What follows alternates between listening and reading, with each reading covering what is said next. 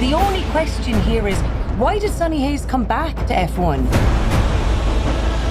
I think it's really wonderful that Apex are giving second chances to the elderly. It's all right. You're just worried I'm quicker than you.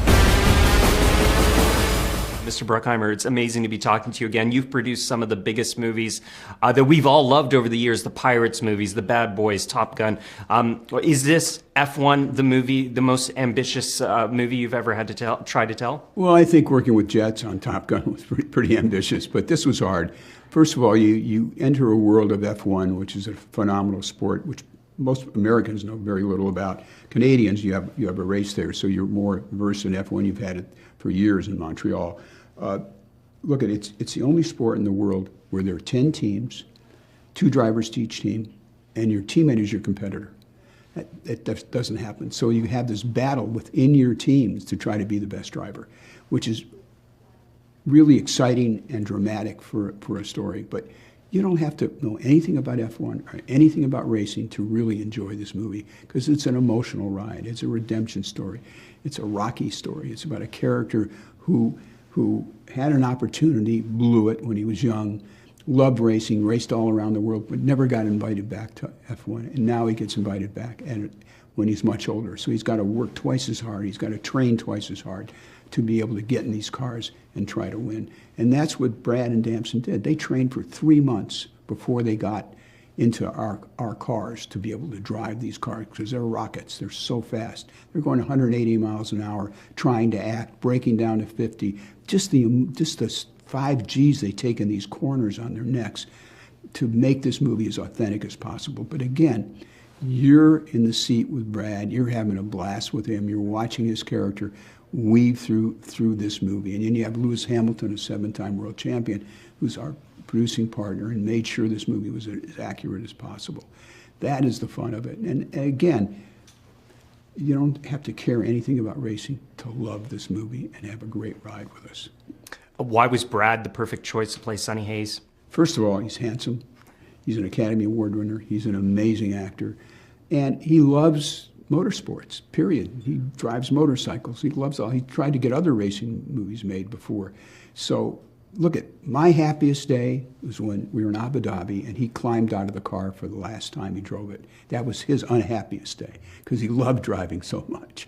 But I was so thankful that everybody, there were no accidents, everybody got out in one piece. So that was an experience. But again, it's so much fun to make movies that immerse an audience, that have phenomenal sound, phenomenal cinematography with a really captivating story. And that's what F1 is. We've had women walk out of the theater and said, I would have never gone in unless my husband dragged me in. I love this movie. They love it as much as their husbands because it's not really about the racing. It's about these characters in this world. And you learn something. It's a process movie. We put you inside a world you'll never be a part of, and you'll learn a lot about it. Jerry, literally we get put inside that world. I mean, how did you react when Joe said we're going to have all these cameras inside the cars, Brad and Damson are going to be driving these cars 180 miles an hour, and we're going to put people right in the seat with them? I thought, it's great. Let's do it. Let's make sure they're safe. That's all I care about. And music is such a big part of F1. Yeah. I mean, the music in this movie, Chris Stapleton has this great song in there, which I'd never heard before. I think it's a new song. They're all new songs. Oh, incredible. Except for one. All right, so talk a little bit about how important the music was to hitting all those emotional beats. Well, that's what it's all. You got it right. It's the emotional beats. And we had Kevin Weaver, who is the head of Atlantic Records, and along with Joe and myself, curated all these artists and put them together and made sure we had the right songs. I mean, we had Tate McRae and Rosie from Blackpink and Chris Stapleton and Ed Sheeran and Tiesto, and the list goes on and on. And then we had Hans Zimmer, who's one of the greatest composers in the world, do our score. And it's a really unique score. It's a little techno, it's a little romantic, it's got a little bit of everything, but it's so captivating. And when you come into that third act, your heart is pounding, I promise you, no matter who you are. But it's the romance that's part of the movie, it's the humor, it's fun. It's a big summer movie. It's a big experience on an IMAX screen where you're just going to be captivated for over 2 hours. Perfect summer movie, yeah. I might add. Jerry, how did you get F1 to buy into this idea? I think Stefano, who is the head of F1, Brad and I and and Joe went to London and met with him way early on and said, here's the movie we want to make. And this is something that will be emotional, will tell the world, especially America, how phenomenal your sport is. And he said, great, how can we help you? He understood the value of it. He understood what the value of Top Gun did for the Navy. When we did the first Top Gun, we wanted to shoot in Miramar where the Top Gun base is. The admiral on the base said, no way, I'm not going to be a part of this. Somebody gets hurt, it's on me. Tom and I went to see the Secretary of the Navy and Tony, and John Lehman said, I know what this will do for the Navy if you guys get it right, and I believe you'll get it right. Their recruiting went up 500% because of that movie. And Stefano said, look, I know you guys will make a great movie, and it'll be great for my sport.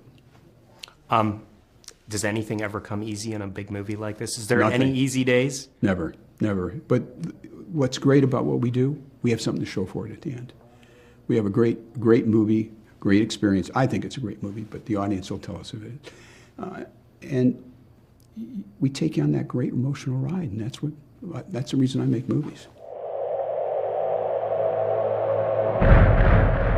Some people look at Sonny Hayes. They see a guy who lives in a van, a gambling junkie who missed his shot, the best that never was. But I see possibility.